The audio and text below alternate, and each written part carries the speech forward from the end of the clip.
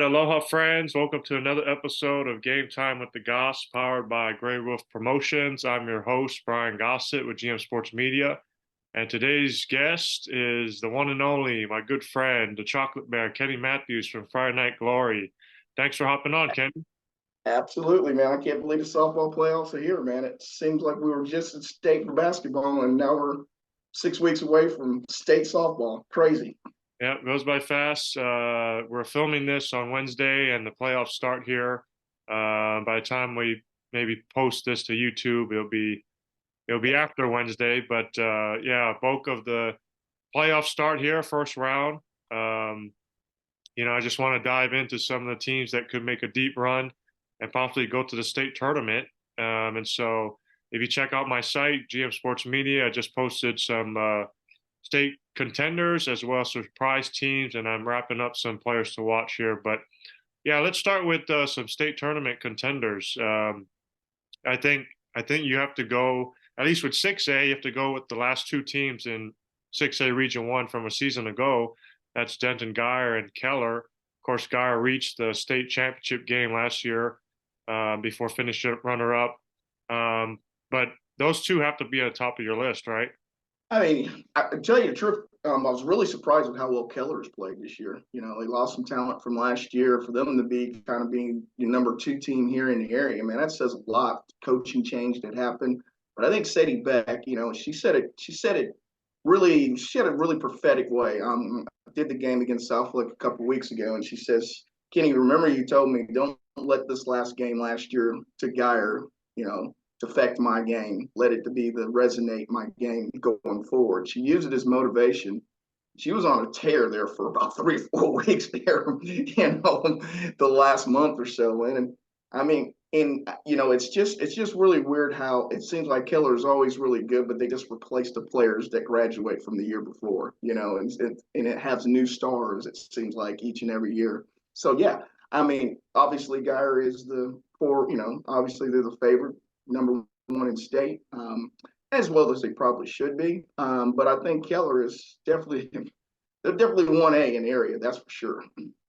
Or 1B, I Yeah, should say. about Sadie too. During the tournament season, you kind of try to figure out, again, it's a new coach, new system. You try to find the chemistry. After tournament season, they were like 9-7-2, Yeah. average record. And then all of a sudden, when district started, Sadie was just on a roll, and it really feels like she has that game three loss last year in the back of her mind, or maybe it's like on her locker room or her mirror.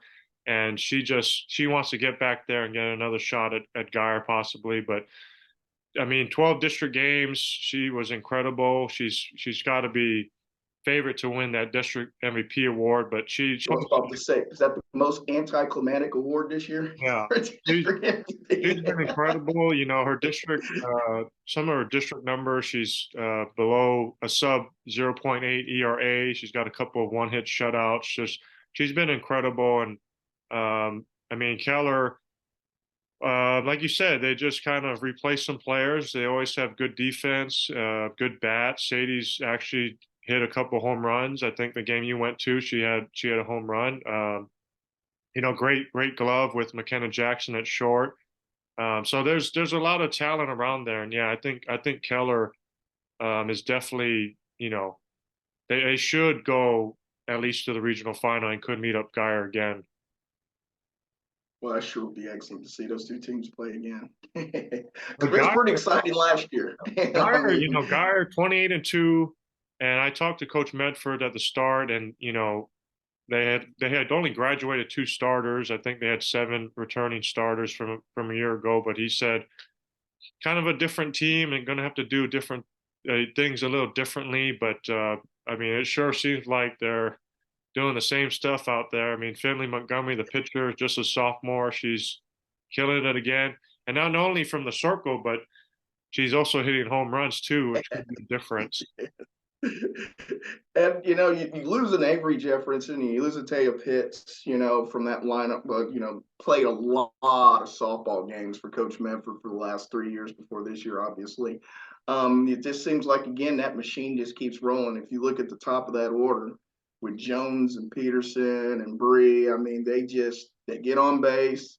And now that you got two people in the middle with Osborne and Finley being able to hit the ball out of the ballpark, man, it really helps. Now, I have been noticing that they've been putting intentional passes on Aaron Peterson a lot more lately, which you kind of understand. You want somebody else to beat you in that line at those periods of time, but you keep flopping the order over every time you keep putting people on base like that. So, instead of seeing Aaron Peterson maybe 4 times, you're seeing her 5 or 6 times in a game, and that will catch up with you real quick. Yeah, I would love to see them catch up here and maybe meet in the regional final again, Geyer and Keller.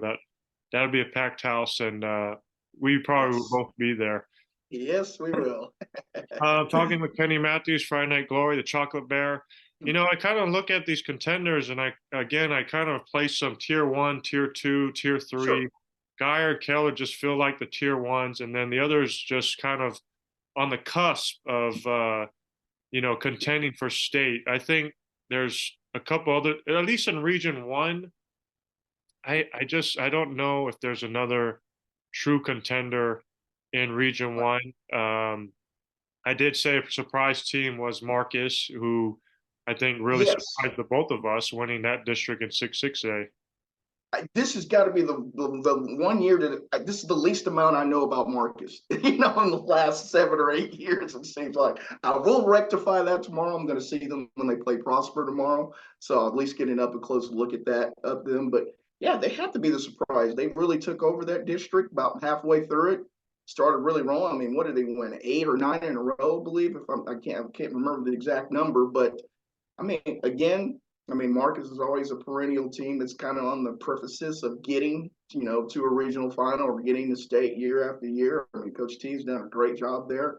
Uh, just that, their first round game is not even easy. It seems like Marcus always has a tough route to get to where they got to go. So it'll be interesting to see how it happens in Prosper. I mean, the game's at Prosper tomorrow. I just can't wait to see them with the, as I call it, the KBDI, the Kenny's Ball Dome Index. I got to see them with my eyes first. So let's see. I can't wait. Yeah, I mean, I look down Region One again, and I don't know if anyone comes to mind that could reach maybe the fourth or fifth round. The SGPs are good, Martins, Salt Lake Carroll, who doesn't have, their first round matchup is, no cakewalk with Boswell.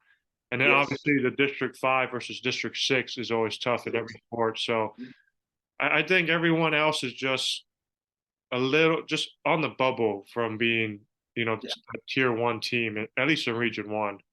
And I just think it's a tough road. Like you said, if all those teams are kind of equal, they're going to be playing each other, the third, second, or third round. So you're going to eliminate somebody before you have to get to a guy or to a Keller, Yeah. beforehand. And I just think it's not parity to me. It's just really good teams, but maybe not a lot of great teams, if that makes sense. Yeah, and I look at Region Two again, they're kind of just tier two teams to me. I think Region One is definitely a tougher region, but once you get to those Houstons and Cypress area schools, those are tough matchups. We'll see if any of our schools can get there. I think I think some surprise teams from Region Two. I got Wiley, Rockwall, Mansfield Legacy, and Mansfield Lake Ridge. Lake Ridge just went to state 2 years ago. Always been a good team. Legacy won that district in 11-6A, and then Rockwall and Wiley are kind of no strangers. They've won a lot of playoff games here in the last 3 or 4 years. But have you watched any of those schools? Yeah, I've seen Rockwall. I saw them against Royce City earlier. Ashley Pemberton. It seems like she's been there 6 years. She's really come on. Saw her hit her first home run of the year this year. Ava Wallace is on that team. Beautiful left-handed stroke. She's played a lot of softball for them. That's another program that seems like they graduate a lot of kids that play, college, softball the following year, and they just seem to replace them with new players. We got another minor that's young that she's starting to hit the ball now. If she's your 9-hole hitter, that's a pretty good lineup because she's starting to really hit the ball now. It's just, you felt bad for Ainsley when she was a true freshman and got thrown into that environment, getting to state, losing in the state finals. And we just assumed, well, they'll get back next year because they had so much returning talent coming back her sophomore year. A couple of injuries kind of derailed that going forward. So is this the year that she kind of puts the team on her back, kind of reverse it, and say, hey, guys, just get me 2 or 3 runs a game and I'll win? It'll be really interesting. I love the way she's really matured. I love her growth, and I just love her candor. I had an interview with her, and she was just very candid. It was a difference 3 years makes with the mic. Yeah, again, you can't count out Lake Ridge. They got really good bats. Scarlett Poor has 9 home runs on the year. She's got some help too. Cassidy Chance, the excellent shortstop, and then Legacy. Metro Legacy, sort of in that Marcus discussion. I don't know how many people thought they would win district, and they I won didn't. 13-1 in District 11-6A. Natalie Morneau is, she's been doing it for a few years now. She can hit, she can pitch. She had a no-hitter last week against Duncanville. She's our reigning pitcher of the week for GM Sports Media. But yeah, I mean, these teams just kind of get hot, and you never know, right? I mean, this is You got to think that there's a sour taste in Lake Ridge mouth after the way they got beat by Royce City last year in the 1-game playoff. You've got to think that that's in the back of your mind now. If you can't use that as motivation, then you don't need to be playing the game anymore, because that was a resounding upset across the Metroplex, across the state last year. I mean, we had them as a prohibited favorite getting Mac to state last year, and that just didn't happen. Got beaten. What was the second round, I believe? around, yeah. Yeah, It was a one yeah, gamer, second round. So yeah, so yeah, I mean, it's crazy. So you got to think there's still a lot of experience there that was at the champion, at the state just 2 years ago. So yes, I mean, Lakers, we kind of expect them to maybe make a run here, but Legacy was definitely a surprise. I have to eat a lot of crow on that. I did not see them winning that district at all. But hey, like you said, they've been really hitting the softball. 13-1, man. Man, it's not much better than that. And then finally, Wiley out of District 9. I don't know how many years in a row they've won district, but they have a couple of regional final appearances in the last 5 or 6 years, something like that. So this is a team that knows how to win playoff games. Not a tough district, so I don't know if that comes back to kind of haunt them, but I think they have one of the deepest pitching rotations. Seems like every game they're pitching someone else and they're posting a shutout. I know Hannah Mercer is kind of the lead dog there, but I think they have 2 or 3 really good pitchers that could be number ones at any other school. But yeah, I expect Wiley to make a deep run too. I think I'm very guilty of. I think that they're one of the most underappreciated softball programs in the area. Yeah, maybe their district's not as tough, but if you're winning 4 games in the playoffs, you must be doing something right every year. But somehow, some way, I'm not talking about them enough. I mean, instead, I believe they got to the regional final last year. I think they got to the regional final the year before. And like you said, it seems like there's just a new person on the rubber each time that's going out there and shutting down teams, giving up 0 and 1 runs, and they're hitting the ball. So, you put those 2 combinations in, you got to like that for a run in the playoffs. It seems like they always reach to that threshold, though. Are they going to finally get past that to get to state? That seems like there's a block that's there. Using 3 pitchers is like, and you and I are a big fan of that, and we think it's very hard just to use 1 pitcher and get state. When you get 3 pitchers, man, it does give you some flexibility in these 3-game sets to be able to fire your ace on game 1 and fire your ace on game 3, on rest. So it'll be interesting to see if they can keep that, because they're definitely playoff tested.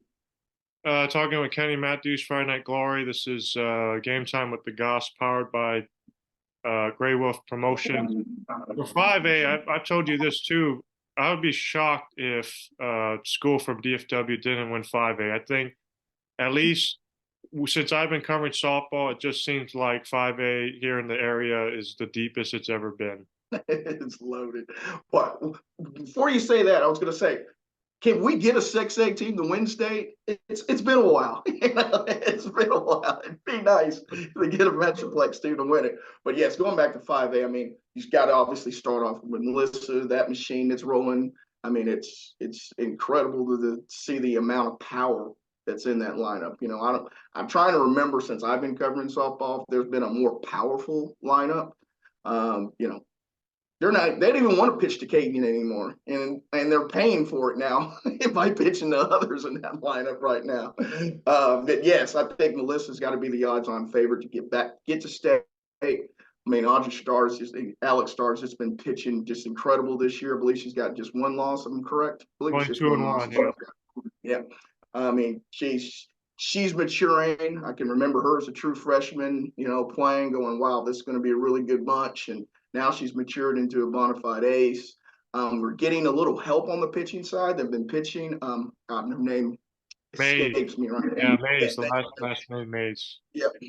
So I think that is only going to help them because, you know, Alex doesn't have to shoulder the whole load like she has the last, you know, 2 years, going obviously to the regional final. I mean, to the regional final 1 year and to, I believe it was the fourth round last year they lost. Yeah, not for sure, but she pitched every inning. So but yeah, I think that they're the odds-on favorite. But like you said, you still have Alito that's there. I mean, they've been rolling with Gonzalez on the hill. I mean, I know that their district may not be as tough as others, but still Alito is Alito. I mean, there's pedigree there that obviously we can't ever just overlook. I mean, they've got to have a chip on their shoulder after they lost in the second round last year in the playoffs. So you got to think that these veteran teams that lost early last year when there was a lot of high expectations, they're not going to get caught slipping or overlooking somebody. I think sometimes when you're a really good team, you overlook your opponent, and that's when you get bit by the snake. So I don't expect that to happen with them. But yeah, Goss, if we don't win, if the DFW does not have a nice 5A trip home from Austin, Texas this year on that Sunday, I'm really, really going to be depressed Saturday night. Yeah, and Alito to me is the #1 team in the area in Region 1. And I think they're maybe at least 2 steps ahead from anyone else in that region. Going back to some state contenders, again, Region 2 is so loaded. Of course, you have Forney, has a lot of experience. Kaylee Slade is on a roll once again. And then, of course, Prosper Walnut Grove, first year, and they're 31-2, just incredible. I don't know how many first-year programs has had as much success as Walnut Grove is having. Shout out to Coach Tim O'Brien, who took Frisco Heritage to state last year. Now he's with Walnut Grove, and just they're putting up some incredible numbers. Doesn't it have some similarities to what Prosper Rock Hill did year one almost? You know, Yeah, they went to state too. Yeah, they got some of their players, Yeah. so it's kind of weird. It's kind of like you're seeing a mirage of the same thing. But yes, Walnut Grove is great, and Ella Ballard has had a great year this year. I mean, they're going to be an extremely tough out. Lindsay Hooker, Evie Bobbitt, some Prosper High girls, but yeah, just they're loaded. That's the thing, though. Region 2 is so stacked, but I mean, these teams are going to wipe each other out. I think Melissa and Forney could meet. No, I think Melissa's on the top half of the bracket, and you have Forney, Walnut Grove, maybe regional final, but also Walnut Grove would have to face Frisco Lone Star in the third round. I don't have them as a state contender yet. They're on the bubble, but that's a team that went to the regional final last year, 1 win away from state. Audrey Richardson. You just saw them recently. That's a really good team. Yeah, they lost to Heritage. 1-0 in that game in that regional final last year. 1-0 to Jensen. I mean, she pitched the gym against them that day. I saw them against Reedy. It probably wasn't a comparative game that day. The weather was bad. It was cold. It was raining. I think it was one of those games where, they got out to the big league and Reedy kind of got back into the game. So I don't want to judge the book by its cover. But, hey, they have a motivating reason to be playing now. Their coach is retiring. The coach has been there for, he's coached 28 years, I believe he told us that, Coach Tooman. Anytime you can have some kind of a motivating factor going into the playoffs, I like that because it gives you an edge. Audrey Richardson, when she picked the game I know she was a little off her game a little bit that day, but she's definitely got some pedigree, obviously getting to the regional final last year. So yeah, I can see where they're kind of right there on the cusp, maybe like with a Wakeland, somebody of that nature. They're kind of very similar to me, in talent. But yeah, I can see them making a run. But like you said, it's just it's a loaded bracket though. And then some other five teams in 5A Region 2, I think Lovejoy, who gave Melissa one of their two losses, co-champs. Though it seems like they're really picking up steam. And then you got Burleson Centennial, who I think is the second best team in Region 2 in the area. Bailey Lindemuth, who's setting single season records and career records at the program. She's just ridiculous. She's got 15 home runs. And then you Are they just going to can't. retire a number? Yeah, maybe so. Yeah. Retirement number. Um, Retiring at 55. And then, of course, you can't count out Colleyville Heritage. We've seen them this season. Went to the went to the state semis last year. Lost some key players, but brought back, at least their pitching. They have both pitchers back, and also pretty deep there. They have three pitchers that can go, and Gracie Green is doing a great job at third. So, again, Lindsey McConnell, I mean, she's got some experience. I mean, she got them the state just, last year. She seems to be pitching better. She seems to be locked in now. You know, it's is Colleyville Heritage kind of one of those under the radar teams, it seems like, but they seem to have the success, a high level success every year. It's kind of like Wiley in a bit. We don't talk about them enough probably, but yeah, they're going to be extremely tough out. I mean, anytime you have two or three pitchers like the way they do, you can scratch one run and that might be enough. So it doesn't, that offense doesn't have to score 4 or 5 runs. Two may win it for you. And then quickly, 4A, I have Crum out of Region 1. I believe they're 29, 2-1. Addison Martindale, the pitcher, leads the area in strikeouts, almost 300. She's, I think, second in wins and maybe second or third in ERA. And then, of course, Aubrey, who we're used to. Aubrey went to the state semis last season, only graduated 2 starters, a lot of experience back, the Cherry sisters, Burnley Duncan, Abby Buxton, the catcher. They're looking pretty good in Region 2. Region 2 to me looks slightly tougher than Region 1. So, Aubrey's maybe got a little tough road ahead, but strong team. I think Aubrey can make a deep run against state. Well, this is probably the most balanced team, I would say. Great pitching, timely hitting, good defense. It's kind of one of those teams where you're gonna have to bring your A game to beat them, and maybe Aubrey has to play their B- game. Like the experience last year of them getting to state, I think is huge for that team. You knew you have a lot of talent coming back after a state run. Those are the kind of teams you think, all right, they know what it takes to get over the hump. It was a disappointing loss in the state semis last year for them, but the Cherry sisters, man, I mean, the TWU girls have just been really locked in.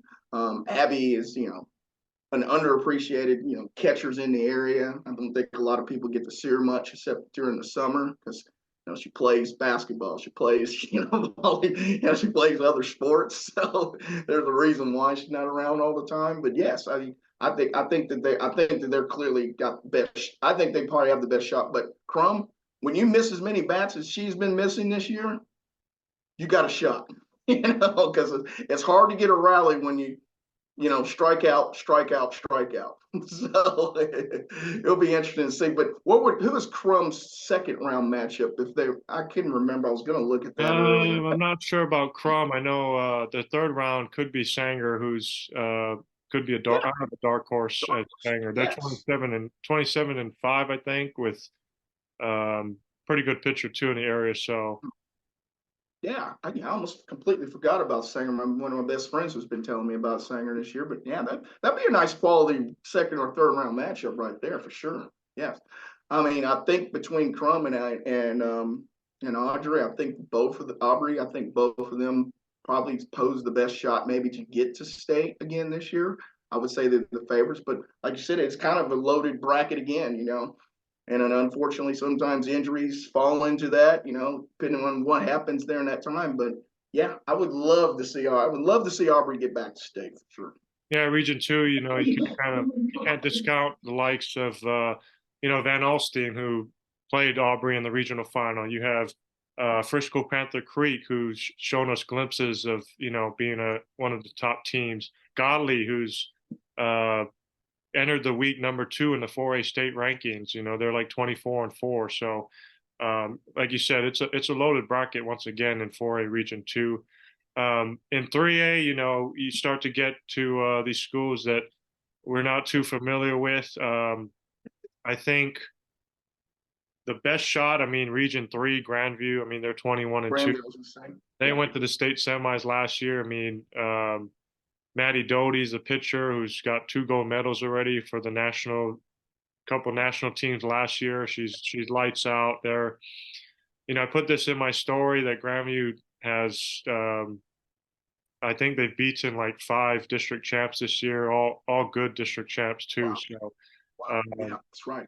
battle tested, and Mhm. I just don't know in that region. I don't know that region well enough. I just don't know if anyone's going to pose a real threat to Grandview. But She just needs one more gold medal. That's one you get in Austin now. yeah, she's got 3 years, 3 chances here. But yeah, they're loaded again. Jaylee James, Sydney Mann, Bella Jeter, Kylie Graffa. They're on a roll right now, and again, they've only had 2 losses this year. It's easy to mean it's what's in the water in Granville. It doesn't matter which sport it is. It just seems like, well, all right, here's men's basketball. Well, they're going to be good. It's girls basketball. Well, they're going to be good. Football, yeah. Football, they're going to be good. It's crazy, man. But yeah, it's a good program. I have a real good friend, Danny Vaughn. Announces their games over there with Brad Ellard. Really good buddies of mine to do the Grandview Network over there, and I get notes from them all the time about how good they are. So I have to say I'm kind of pulling for them for my buddy's sake anyway. And I'll just quickly plug in the private schools. They're also starting playoffs Yes. too, but you have Plano John Paul II, who defending champs in TAPS D1. You have Frisco Legacy Christian, who is back-to-back state champs in TAPS D2. I have Fort Worth Country Day, who's SPC 3A state champs last year. And then I guess just a quick shout out to Southwest Christian out of Fort Worth. They're one of my surprise teams. They're 25-7. Great pitcher in Evan Smith, who has 10 home runs. Throwing the heat from the circle. So look for them to make a run here and possibly face Frisco Legacy down the road. Well, I know John Paul, the ladies are probably going to try to make up for the John Paul men's basketball team that didn't win state for it. So they definitely won a state championship at John Paul. 30-2 speaks volumes for them, and on what kind of a team that they've been this year. I will say this though, as a side note, not to drop off the private section. I think the best thing about 5A this year that I didn't mention, and I don't want to forget, there's no Ava Brown you have to face this year. She's in Gainesville, Florida. So I think that gives the Metroplex a shot, because the last 2 years, nobody was beating Ava Brown. Yeah, definitely. Gatorade Player of the Year for a good reason. Yeah. Well, Kenny, I appreciate the time. Hopefully we get some playoff games in. I know Fridays might be a bad weather day, so we'll see. That there might be a couple games on Saturday. That's what I was thinking. We're going to probably maybe, if they don't do Friday games, they're probably going to do double game 2, game 3s at the same location. Probably then on Saturday, the initial was going to be the Saturday. I don't know how they're going to do it, but yeah, Friday does not look enduring. I know I'm supposed to do Geyer and Flower Mount on Friday night, and I have a feeling that the car will still be in Carrollton Friday night.